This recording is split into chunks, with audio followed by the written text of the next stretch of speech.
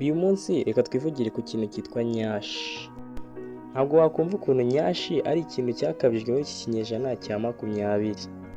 Kugeza na n'ubu abakobwa benshi batazifite birababaza cyane ku buryo abafite ubushobozi birangira bibagije maze nabo bakagira nyashi. Ubundi nyashi si ijambo risobanura ikibuno yaba mu rurimi rwo arirwo rwose hano ku isi. Nyashi bisa nk'aho ari siroga yavuye muri Afurika y'Iburengerazuba maze igakwirakwira hose ku isi ndetse no mu Rwanda. Kuva kera hari imbyino zo muri Afurika y'Iburengerazuba zakoreshwaga cyane mu gutigisa amatako ndetse n'ikibuno. Urugero ruzwi ni Mapoka, imbyino yo muri Cote d'Ivoire. Iyi mbyino kandi niyo yakomotseho imbyino yitwa twerking, imbyino yo gutigisa ikibuno muri iki kinyejana. Nyuma y'imyaka myinshi iyi mbyino yagiye ihinduka ko yimukiraga mu bice bitandukanye by'isi.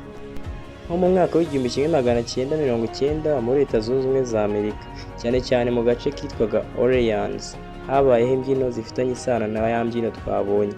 Iyo mbyino bayita bounce. Nibwo muri icyo gihe ijambo twerk ryatangiye kumenyekana cyane cyane mu muziki wo ku muhanda. Nyuma yaho internet, YouTube, TikTok n'izindi mbuga nkoranyambaga zatumye iyo mbyino imenyekana hose ku isi. Gusa nyuma y'ibi haje kwaduka ijambo nyashi kuva muri Afurika y'Iburengerazuba. Kugeza na n'ubu nta muntu n'umwe uzwi waba warazanye iryo jambo.